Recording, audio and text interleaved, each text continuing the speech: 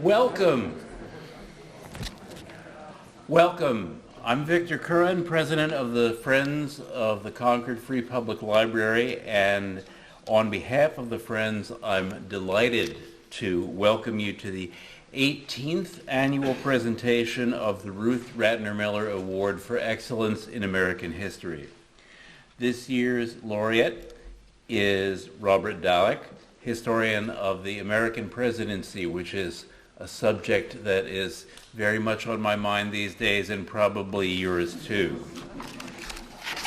The Miller Award was offered to the Concord Library by Concord resident Richard Miller to honor the legacy of his mother, a founding member of the Holocaust Commission and the Holocaust Museum in Washington, D.C. Mrs. Miller believed that learning history was not merely desirable, but a civic and religious obligation.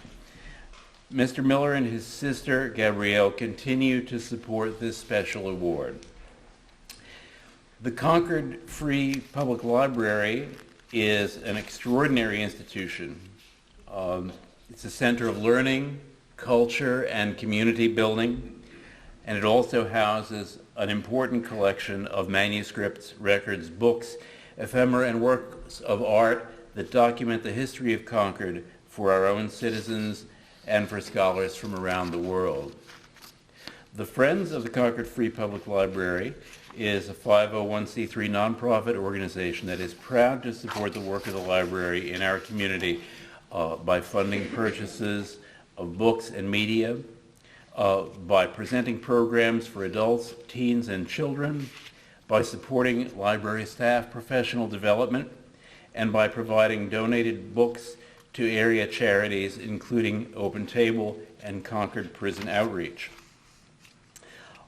We're able to do this through memberships, gifts and donations, and sales of donated books. The next sale, by the way, will be in this room on December 5th and 6th.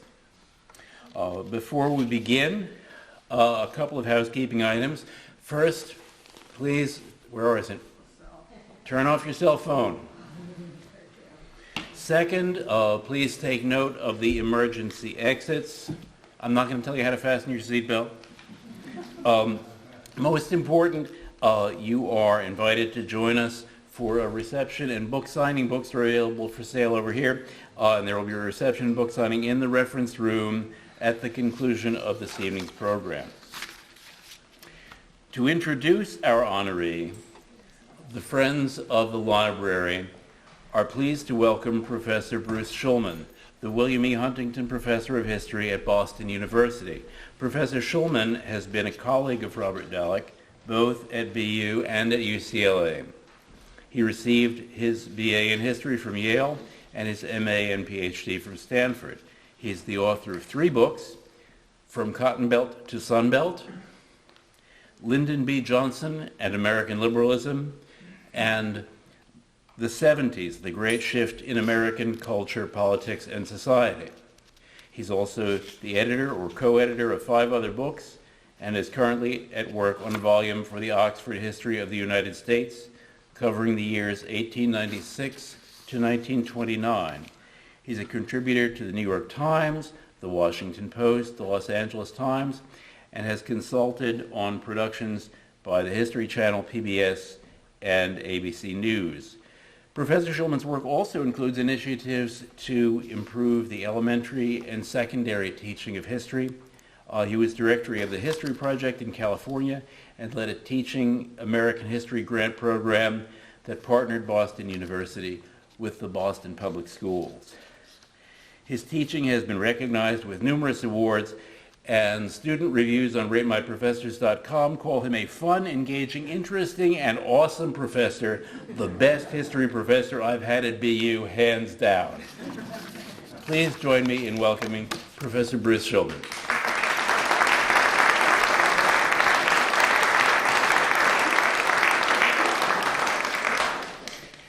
Well, thank you all very much for being here tonight, and thank you, Victor, for that extravagant introduction. I'm not even the speaker tonight, and yet I'm put in mind of something that Lyndon Johnson said when he would receive similarly over-the-top introductions, he would always say that he wished that his parents could have been there to hear it because his father would have been proud and his mother would have actually believed it.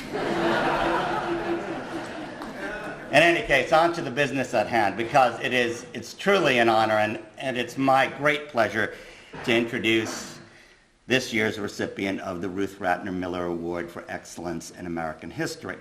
Now, normally, when I am asked to introduce a distinguished scholar, like tonight's speaker, what I would do and what you would expect from me would be to recite an impressive resume of accomplishments. I would very likely mention books published. In the case of Robert Dallek, more than 15 books, including his prize-winning study of Franklin D. Roosevelt's foreign policy, his magisterial 2-volume biography of Lyndon Johnson, Lone Star Rising, and Flawed Giant, his authoritative account of the unfinished life and times of John F. Kennedy.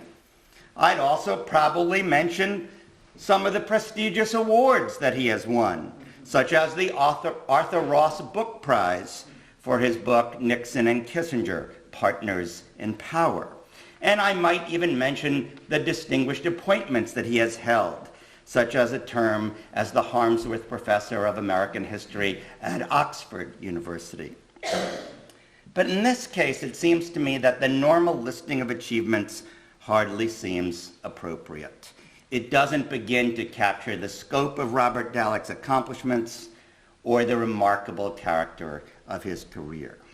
After all, very few historians can claim to have both won the Bancroft Prize, an award that signals the deep research in archival sources that is a hallmark of Robert Dallek's scholarship, and also to have placed a book at the #1 spot on the New York Times bestseller list, a tribute to the accessibility of his prose. Fewer historians still can claim to have eaten dinner 5 times with the sitting President of the United States and to have been linked in print with Monica Lewinsky. And no, not linked in the way that perhaps you were thinking, but when Professor Dallek exposed John F. Kennedy's dalliance with a White House intern, one tabloid newspaper decided to display Ms. Lewinsky's picture alongside of Bob's. His wife could not have been happy about that. Perhaps even fewer scholars can claim to have been trained both in psychoanalysis at the Southern California Analytic Institute and in history at Columbia under the supervision of the legendary American historian Richard Hofstadter. Equally unusually, Robert Dallek has produced both authoritative works of imposing research and, on the model of his mentor Hofstadter, thought-provoking essays about the American political tradition in general. It's quite an impressive biography, and all the more remarkable, I think, that despite the heft of his accomplishments, Bob's work has always displayed a capacity for humor, the kind of playfulness that Hofstadter regarded as one of the true engines of intellectual life. Whatever the intellectual is too certain of, if he is healthily playful, wrote Hofstadter, he begins to find it unsatisfactory. The meaning of his intellectual life lies not in the possession of truth, but in the quest for new uncertainties. Continuing that quest tonight, it's my great honor to present the 2015 recipient of the Concord Library's Ruth Ratner Miller Award for Excellence in American History, Robert Dallek.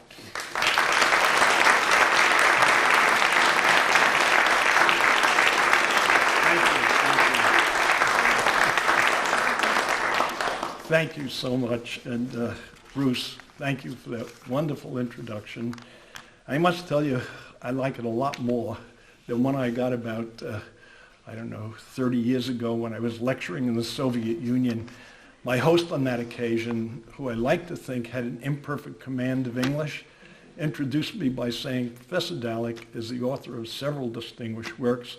They're the kinds of books that once you put them down, you can't pick them up again.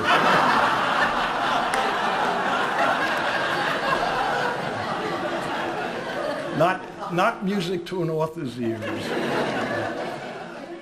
I also love to begin these talks with what I consider a lovely anecdote about my son, who is also a published historian and teaches at George Washington University. When he was about 4 years old, he said to me one day, "Daddy," he said, "you're a doctor, aren't you?" I said, "Well, yes, but not like your doctor, not like your pediatrician." He said, "Oh, I know that because you're also an historian." Well, I was delighted he could make this distinction.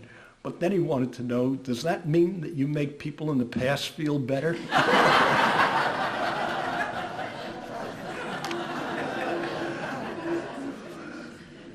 Now let's see if I can do that for any of these characters I'm going to talk about tonight. You know, a couple of days ago, Tom Friedman had an article in an op-ed in the New York Times, in which he speculated on the question of why it is that anyone would run for the presidency. Because, as you saw, I'm sure, this week, the barrage of questions that Hillary Clinton confronted in that Benghazi hearing, at the end of which the chairman said, "Well, we learned nothing new." But it's really, I think, an example of how difficult that presidential office is, how difficult it is to run for that job and to hold it. In fact, the most striking evidence to me of the problem that we have in this country with sustaining presidential leadership is the fact that we now have 44 presidents. Obama is number 44. And how many of those have been elected to a second term? Only 17. Only 17 have been elected to a second term.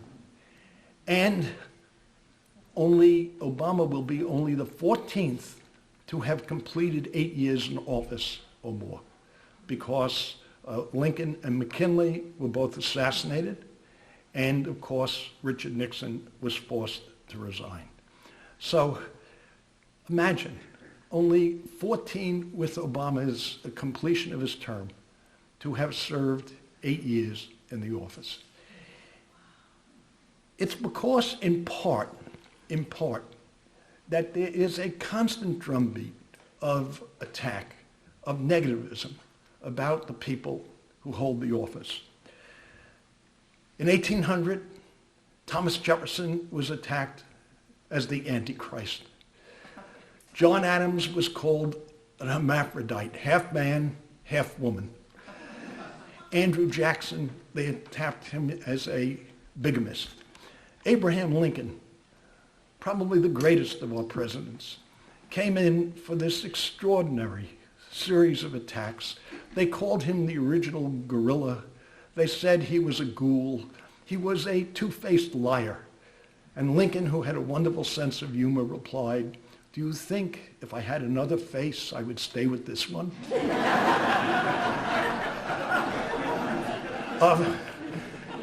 Ulysses S. Grant, they said, the progress of the presidency from Washington to Grant was evidence enough to disprove Darwin's theory of evolution.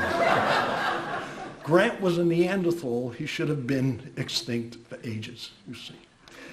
And it went on from there.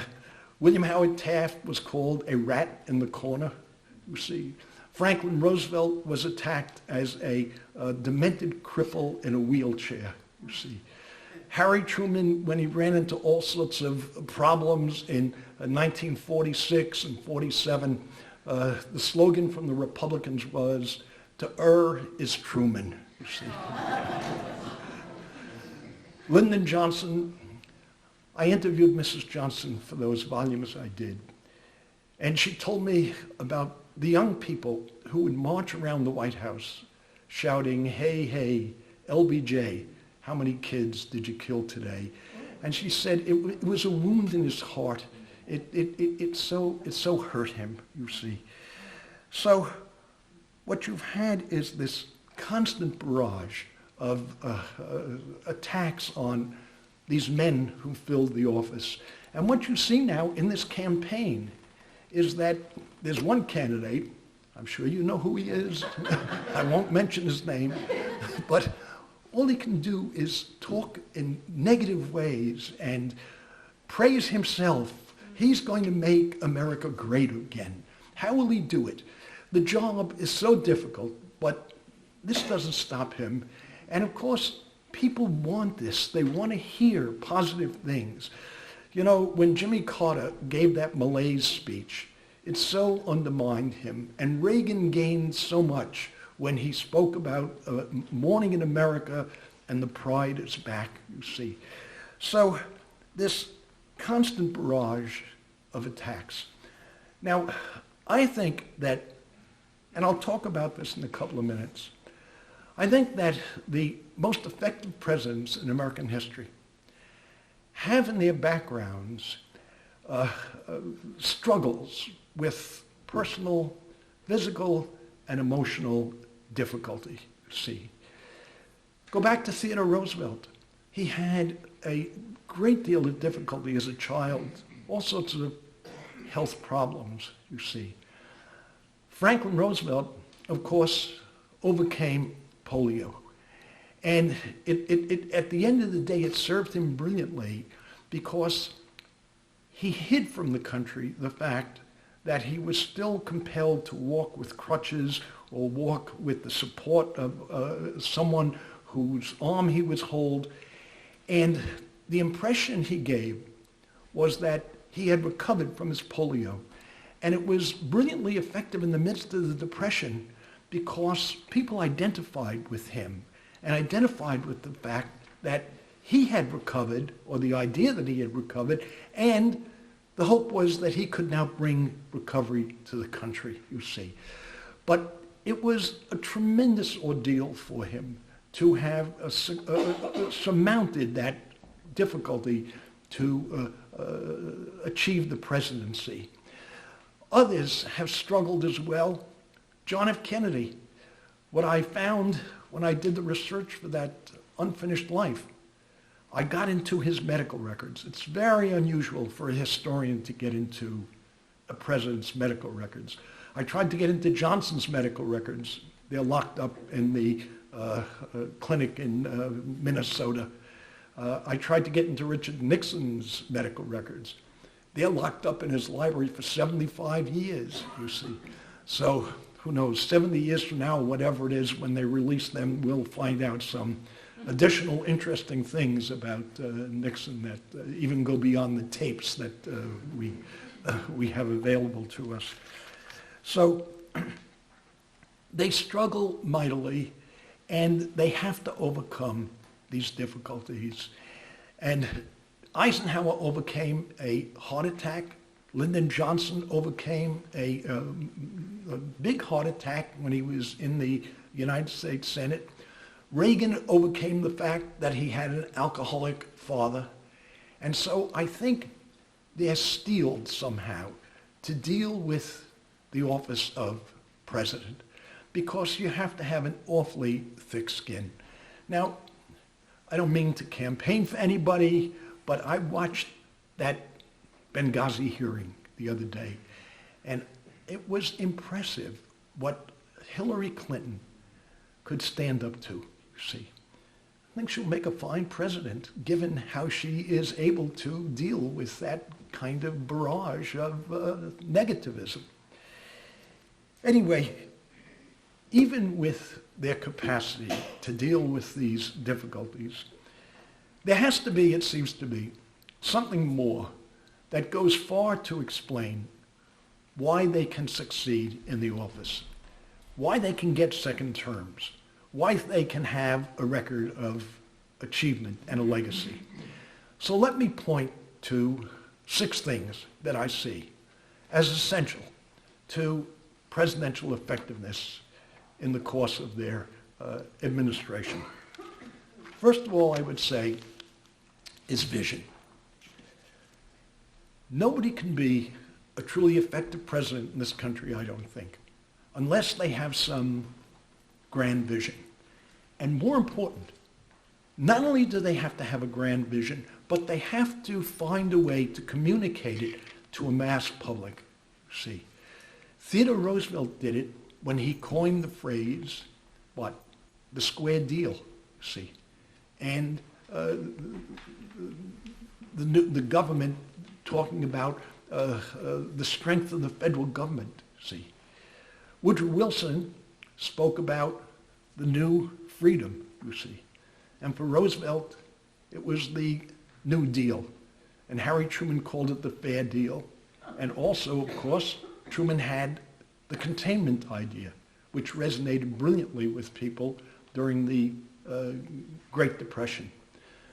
John Kennedy had the New Frontier. Lyndon Johnson, his principal aide, told him, Richard Goodwin, that he should call his administration the Good Society. But Lyndon, being Lyndon, he said it had to be the Great Society. More about him in a few minutes. Reagan had something he called the Reagan Revolution. Now, as Bruce mentioned, I've been lucky enough to have dinner 5 times with President Obama. He likes to speak to presidential historians. There are about 8 of us. He's invited repeatedly to dinner. And at the first dinner in 2009, we spoke about this idea of needing some kind of catchphrase, some bumper sticker that would capture the public's imagination.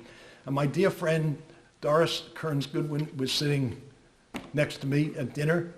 And remember the slogan Obama had? Probably not. It's called the New Foundation.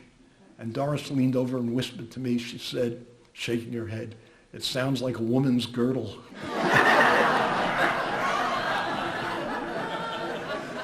So he's never come up, and we've not been able to help him with coming up with a compelling catchphrase that could make it that much more appealing to people. You know, the greatest visionary among presidents in the country's history, I think, was Woodrow Wilson, because he spoke of a war to end all wars and to make the world safe for democracy. Now we know, this was almost ludicrous to speak of a war to end all wars, you see. But to this day, I think Wilson has a reputation as a great American president for a number of reasons. But I think what's so central to this is the issue of the vision he enunciated of ending war and making the world safe for democracy. So much so that George W. Bush seized upon that with the idea that he was going to make the Middle East safe for democracy, you see. So I think that vision resonates to this day. And so when you become president, you need to have some kind of vision that's going to strike resonant chords, because Americans want optimism. They want to think there's a better day ahead. Second, beyond vision, I would say an essential ingredient of effective leadership is charisma, or the power of presidential personality. Theodore Roosevelt in the 20th century was first to capture the public's imagination with his personality. He was the first one to hold press conferences, and he used his family. He had a large family at the White House, and people kind of got caught up in this whole idea that he was one of them, that he was a family man who they could identify with. Woodrow Wilson. Wilson gave speeches that people said were so lyrical you could have danced to them. See? FDR. He was the most charismatic of the 20th century. And he gave those wonderful fireside chats. He'd sit in front of that microphone. He was the one who pioneered the use of radio, you see, to reach out to millions of Americans. And people think that he gave dozens and dozens of those. In fact, there are only 30 fireside chats. He would give them on a Sunday night. And he would say that he'd sit before that microphone, he'd close his eyes, and he would imagine himself sitting in the living room with you. And people responded to that. they thought of him as paterfamilias, as somebody who was concerned about them. And if you read the letters, fine Berkeley historian Lawrence Levine once published a collection of the letters that, partial collection because they're massive, of letters that came into the White House addressed to Roosevelt. They would write him, "Dear buddy, dear pal," you see. Some would address him as your sire, your Royal Highness. I mean, I don't think they were being sarcastic either. But he had this compelling way of speaking on the radio and of connecting to people, and it meant a great deal to them. Now, beyond Roosevelt, you come to Harry Truman.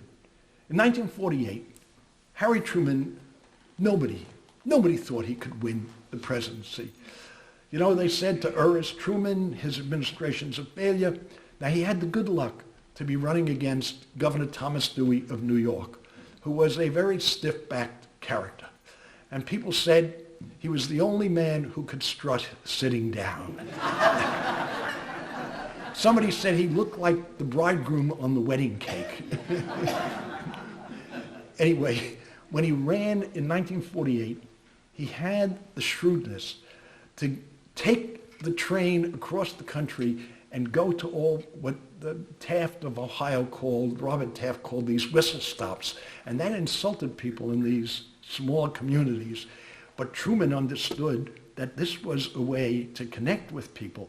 And he'd go out on the back of that train, and if it were late at night, he'd come out in his pajamas and bathrobe, you see, and he'd talk to them, sort of shoulder to shoulder, arm to arm, or whatever, and they'd start yelling to him, "Give him hell, Harry, give him hell." And he said later, "I was giving them a bit of heaven, and they thought I was giving them hell." But he, of course, won that presidential election in 1948. It's the greatest upset in American presidential history, you see. And of course, we have that wonderful photograph of him holding up the Chicago Tribune, which said, "Truman out, Dewey in," and Truman is standing there holding this up with a, pardon my French now, a big shit-eating grin on his face. He just loved it, you see, that he won out. Beyond Truman, you had Eisenhower. Remember those campaign buttons? "I like Ike," you see. And Eisenhower pretended to be above politics. He was a very shrewd politician. And only later did we get some writing and scholarship that revealed the extent to which he was in command of his own administration. But people liked the idea because you see, as we're seeing in this election, people don't have a great deal of admiration or love for politicians. And Eisenhower was able to strike resonant chords with folks in this country because they saw him as a general, a commanding general, successful military leader who wasn't really a politician. And that served him greatly. John Kennedy. Kennedy, the youngest man ever elected to the White House, he changed presidential contests in this country as the first Catholic to win the White House. In fact, I see a direct line from Kennedy to Obama, and if Hillary wins the presidency, a direct line to her. Because what he did was to open up the possibility of who could be nominated and who could run for that office. And of course, his moment in the limelight when he had the first televised debate with Richard Nixon, and people who listened to it on the radio thought Nixon had won, and the great majority who saw it on television thought Kennedy had won. Nixon was tired, he had been ill, he had been in the hospital, and somebody said he looked like a sinister chipmunk. And the mayor of Chicago said he looked like they had embalmed him before he died. Anyway, people saw it on television, and Kennedy, it created a connection to him instantly. And they loved the fact that he was so young and so attractive, you see. And into the bargain, he later held live televised press conferences. He was the first one to do it. And people in his administration told him, don't do it. You could make errors of judgment and it would hurt you. But he knew that television was his ally. And so he was extraordinarily effective at using his image and using his youth to strike resonant chords. Reagan had this stage presence and this command of audiences with a kind of personal appeal. And he wrote in his memoir about the way he could get on the stage and almost anything he would say, he'd get a mass of the audience following him, following his leadership. Let me give you one example of the reverse, the negative. My friend Lyndon Johnson, it wasn't just Vietnam that undercut his presidency terribly. And of course, it's a tragic story because the achievements he had in domestic affairs exceeded anything except maybe for Roosevelt. And even there, it's competitive. So, civil rights and voting rights are the two greatest pieces of social legislation, I think, in the country's history. Medicare, an incredible program. These will never be thrown out because the people are so committed and drawn to these social programs. But Johnson had a reputation as a terrible vulgarian, that the stories would go the rounds. Did you ever see those photos of him picking up his beagle dogs by the ears? And he would say it didn't hurt them none, but people were offended by it and thought that he was cruel. They also heard the stories about how he would drive around his Texas ranch at a breakneck speed, come to a grinding halt, jump out of the car, and go to the rear of the car, his limousine or whatever it was, and start urinating on the ground. And a couple of the Secret Service guys came running up to protect him. You know, he's out in the open there. And one of them is supposed to have said to Johnson, Mr. President, you're urinating on my leg. And Johnson said, I know, son, that's my prerogative. Or, well, I'll just tell, I can keep you here for all night telling you Lyndon stories. But one more was that he had to be the best.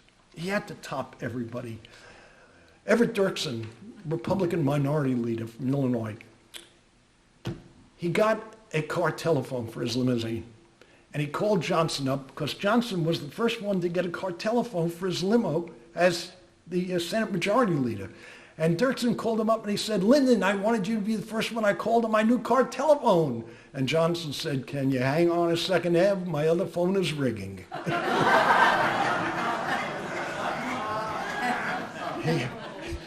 He had to top everybody. So, vision, charisma. A third element, I would say, of great presidential leadership is pragmatism. Good old-fashioned practical politics.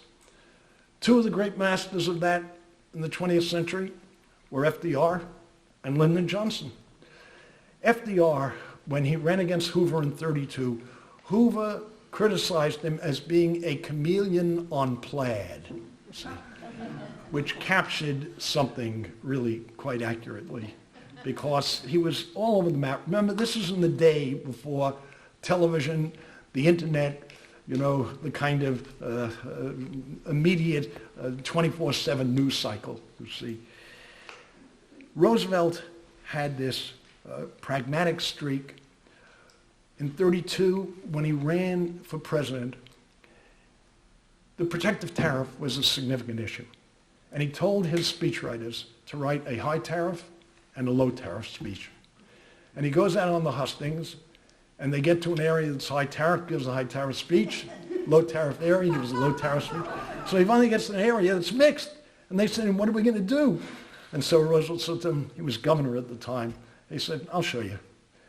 He gets out of the back of that train, and he gives a talk and mentions protective tariff. At the end of the talk, those in the audience who were for high tariff thought he was for high tariff. And those in the audience who were for low tariff thought he was for low tariff. And that's the definition of a goddamn good politician, you see, which he was. Brilliant politician. Johnson was also an extraordinary politician. Have any of you ever heard these Johnson tapes? You see, on Saturday afternoon in Washington, D.C., C-SPAN radio plays the tapes, Kennedy, Johnson, Nixon, and Johnson talking to these folks in Congress, you see. He was a master of this kind of manipulation.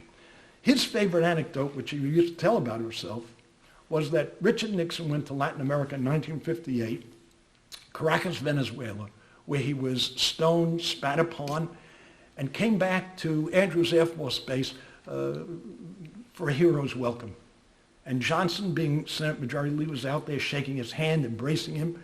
A couple of days later, a reporter caught up with Johnson on Capitol Hill and said, "Senator, I saw you out there a couple of days ago embracing Vice President Nixon. I thought you told me a week ago that this guy Nixon was nothing but chicken shit." And Johnson said, "Son, what you got to understand is that in politics, overnight, chicken shit can turn to chicken salad."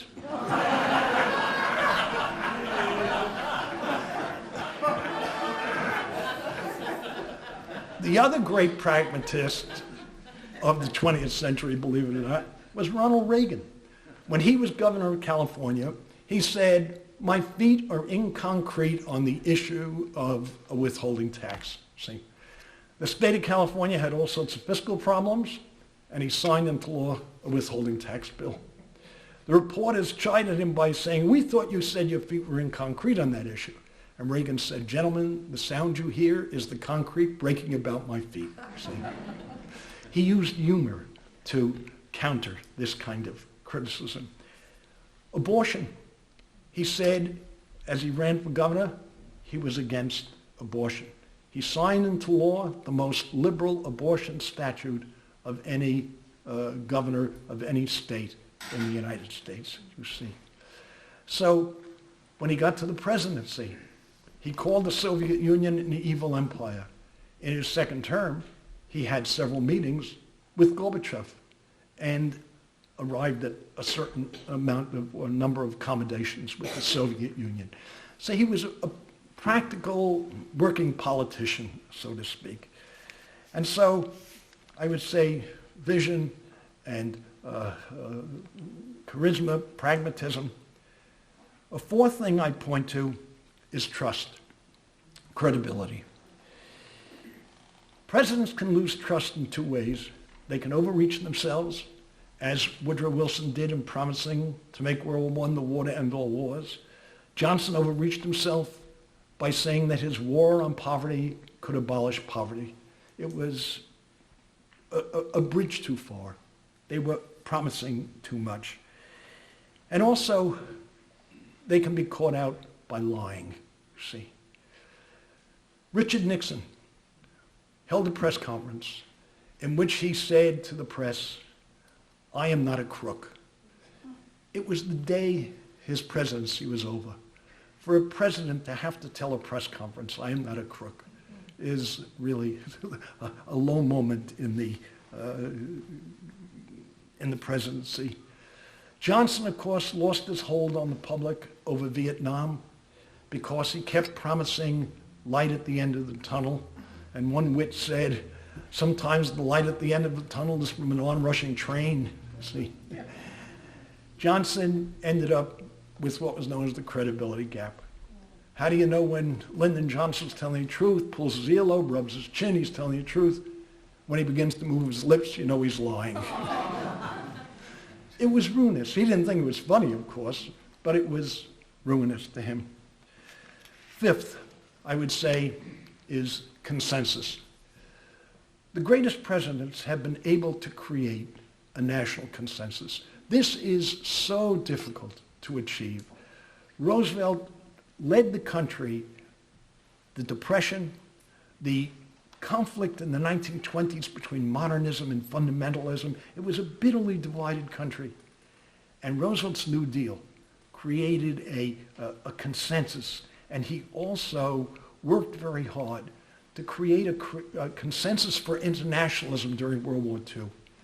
He hid from the public his honest feelings about his doubts, is a better word, his doubts about the Soviet Union. And in 1944, he and Churchill signed an aid memoir to hide the secret of the atomic bomb from Joseph Stalin, from the Soviets. He didn't trust them. But in public, he said, essentially, the future held a love fest, because this is what Americans wanted to hear, and he wanted to promote a consensus for internationalism. Remember, the country had been bitterly isolationist. So those who create a kind of consensus, it really it is a tremendous attribute in achieving a successful presidency. Finally, I would say there's nothing like a little good old-fashioned luck. See? Napoleon once said, give me generals who know something about tactics and strategy, but best of all, give me generals who are lucky, you see. And FDR was lucky, as somebody said to him. It's a great thing that you're following Herbert Hoover, see. And Reagan was lucky in that he followed Jimmy Carter, because Carter did not have a reputation as a successful president. So anyway, here we are in 2015 on the edge of yet another election. And you know, sometimes I despair about the state of our politics and the presidency and the difficulties. And we talked to President Obama about the issue of how do you deal with this 24/7 news cycle. And Mrs. Obama happened to be at this dinner, and we said, can you go to Camp David to escape for a while? And she said, he's an urban guy. He doesn't like going there, you see. Anyway, the last anecdote I'll tell is that the one dinner she was at, you can see I'm not a shy guy. I did a fair bit of talking at that dinner. And she apparently really liked what I said, because afterwards she came up and gave me a hug and a kiss. She's a very nice, warm woman. He's a cool customer. I sat next to him twice at dinner, and there's never any small talk. He's really, he's very smart, and he's interesting. And it's like being with another academic in a seminar. Anyway, it's going to be interesting to see his memoir, because I'm sure he's a brilliant writer. He will write an interesting memoir. And, you know, to cheer you up at the end, I will say that despite everything, what's so amazing is how well this country does. Because, you know, it's an extraordinary country with an extraordinary political system, and for all its flaws, we manage to keep going. I say, I wish I could come back in 200 years to see what's happened to America and the world. But even with my own grandiosity, I don't think I can arrange that one. Anyway, thanks for being so attentive.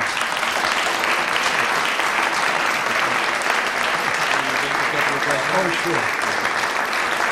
Thank you. Thank you. I'm happy to. We got time for a couple of questions? Sure. Ma'am. You forgot to mention first ladies. True. I think the person you marry has so much importance. You know, I'll respond by saying that there's all this talk now of changing the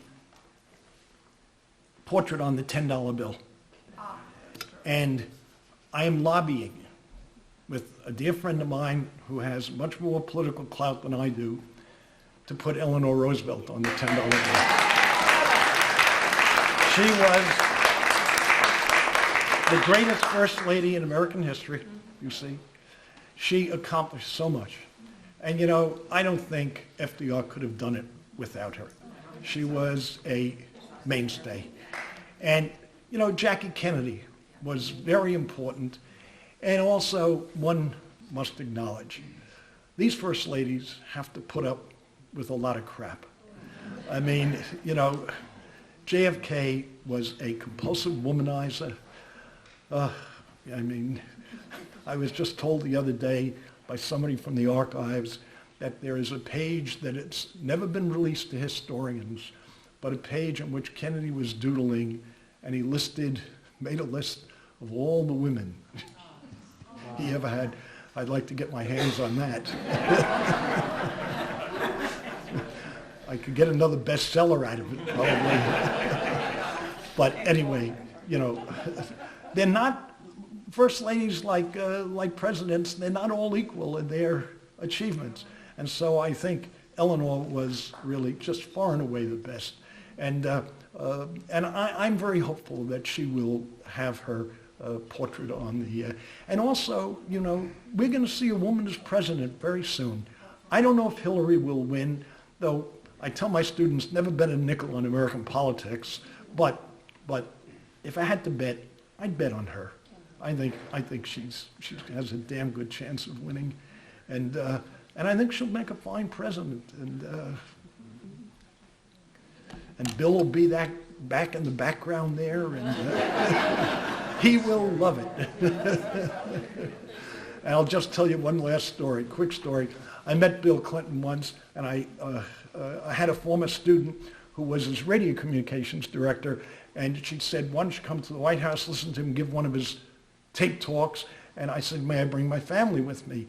My son, my daughter, my wife. She said, oh yes. So we came, and we lined up after the talk to go into the Oval Office. There were about 40 or 50 of us, and my student said, stay in the back of the line. You'll get a chance to talk to him more when you get up there.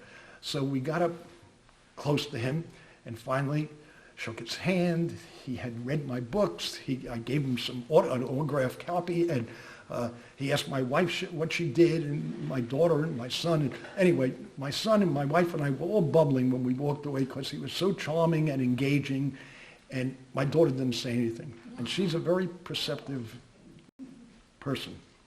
I said to her, Rebecca, what did you think? She shook her head. She said, he's a slimy politician. And I said to her, why do you say that? Because she watched him handling some of the young women as they came through the line. This was 2 years before the Monica business. Yes, sir.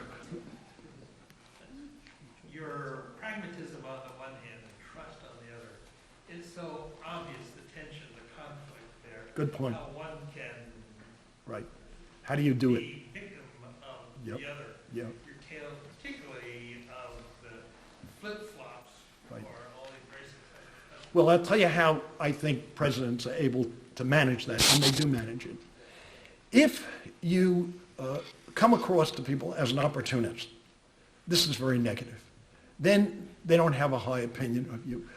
But if you come across as pragmatic, that is, you're doing this in the service of your larger ideas and hopes for the country, then I think they're more accepting of it. And also, the power of presidential personality, when they like someone, they're ready to forgive all sorts of things. You see, what's happening in this Republican contest now is this Carson guy is forging ahead, is moving to the front of the line. And I think it has a lot to do with the fact that people find him soft-spoken and pleasant, and I think they're beginning to be put off by the abrasiveness of some of the other candidates. See, so that goes very far to, now it hardly is a reason to put somebody in the Oval Office, but it counts for a lot with people because, that old saying, who would you like to have a beer with, you see? And I don't find that a very wise test for putting somebody into the Oval Office, but it counts a lot these days. So I think don't be an opportunist, but be seen as a pragmatist. Yes, ma'am. How would you rate Obama on the 5 or 6 characteristics, Yeah. and maybe Bill Clinton too? Yeah. Well, I take some refuge here by quoting the British historian Arnold Toynbee, who said, the historian trying to understand the present is like the man with his nose pressed against the mirror trying to see his whole body. See? And it's difficult to say. There's going to be a lot written about Obama. But, I could talk at length about these presidential libraries, of which I'm a great fan of. And it usually takes 40, 50 years after someone leaves the White House for us to get to the records. To wit, Ronald Reagan has been out of office now for what, going on 30 years? 75% of his national security files are still closed. See, we need those files. I mean, there's some good journalism on each of these people, and I know 2 journalists in Washington who are writing about Obama, and I'm sure they're going to produce fine books, but it's going to take 30, 40 years. Of course, it also is fortuitous. Depends on who comes next. If the next president falls on their face, Obama's going to look much better. If the next president is usually successful, it'll in some ways diminish Obama's standing. See, Obama profited enormously from the stumbles that George W. Bush had, see. And remember, Obama's campaign slogan was about hope, hope. And Bill Clinton used that too. Remember, where was he born? In Hope, Arkansas, you see.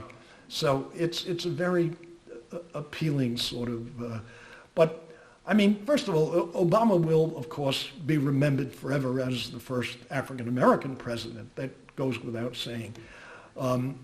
His problems with the Congress, his difficulties in achieving a consensus, this has been a real struggle for him.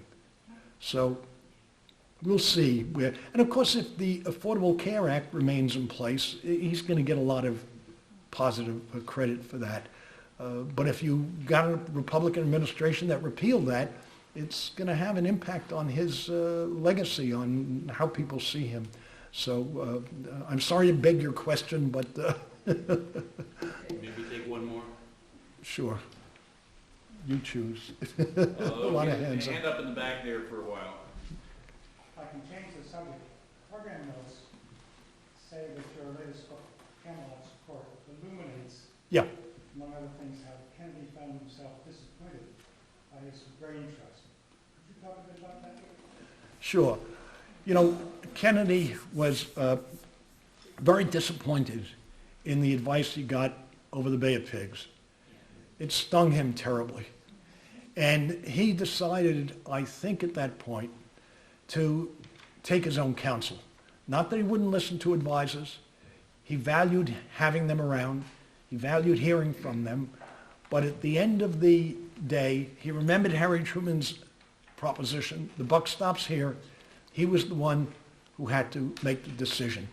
And the most striking example of it, I think, was during the Cuban Missile Crisis, when he was so reluctant to take military action, to bomb or to invade. And there were several people around him, including people in the Joint Chiefs of Staff, who were pressing him to take that kind of action. And he had the good sense and the wisdom to follow his own counsel. So I think he did have the brain trust, what Roosevelt called the brain trust. He did have this extraordinary group of the best and the brightest. But at the end of the day, he was really following his own counsel. If there was anyone who was close to him, it was Bobby Kennedy. I think Robert Kennedy was the one. And it didn't mean that the president listened to everything he said, you see.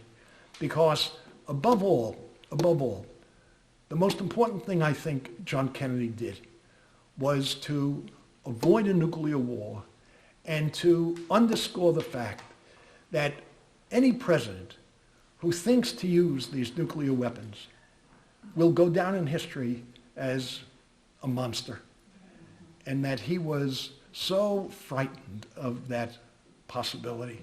And at all costs, he just wanted to avoid that. Not to retreat in the face of aggression or have the United States appear weak in the contest with the Soviet Union. But I think if he had lived, I think he would have passed civil rights. I think he would have done something quite different from what Johnson did in Vietnam. I don't know what he would have done. I don't think he knew himself what he would have done. But I don't think he would have sent in ground troops. He was being pressed during his 1,000 days, to put ground troops in Vietnam, and he resisted because he understood that this could be a terribly losing proposition, being trapped in those Vietnamese jungles, you see. So if he had lived, I think we would have seen détente with the Soviet Union sooner than it came with Richard Nixon and after, because he saw, and he spoke about that publicly, you know, and that test ban treaty that he got, and that famous speech he gave at American University, in which he spoke about the need for us to think differently, think outside the box, think beyond where we've been in this Cold War struggle. So he was, I mean, it was a great tragedy that he was struck down. But again, I come back to my first point, it's such a difficult job. And that's why, in part also, I think, it's very difficult to get 8 years, because after 4 years, people see your flaws. After all, these people are human, and they are limited, and they make mistakes. And there are a lot of people in the country. Tom Wicker, the New York Times columnist, once said, people think that presidents are miracle workers. No, they're not. They're very limited as to what they can do. But we do get a mixture, and there are a lot of them who become nameless, faceless characters, but there are a handful who have achieved, and I think it's well to remember them. So, Thank you very much. Thank you. Thank you.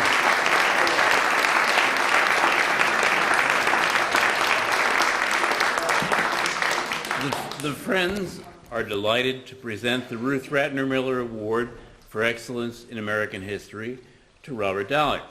In so doing, we honor Mrs. Miller's commitment to the role of remembrance in our lives, and we acknowledge our library's role in preserving the story of our past. Now, I do want to say something about this, because this has a story behind it. Good. When this building, Concord's first permanent library, was built in 1873, it was surrounded by a cast iron fence with these fleur-de-lis finials on the top of the fence posts. They were removed the fence was removed during a renovation in the 1930s. And the fence was discarded, but the finials were saved. And some years later, a tradition was begun and continues today, whereby retiring trustees and others who have made outstanding contributions on behalf of the library are awarded a finial. Professor Dallek, in recognition of the window that you have given the American people into the Oval Office and the men who have made history there, the Friends of the Concord Free Public Library are pleased to present you with this tangible piece of our history and with the 2015 Ruth Ratner Miller Memorial Award. Thank you.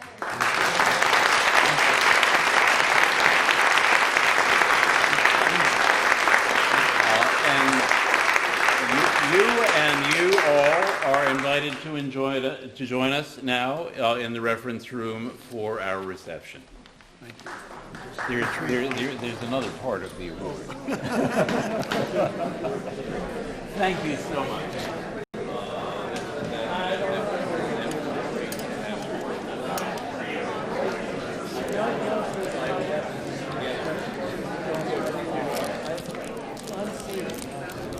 We just thank them.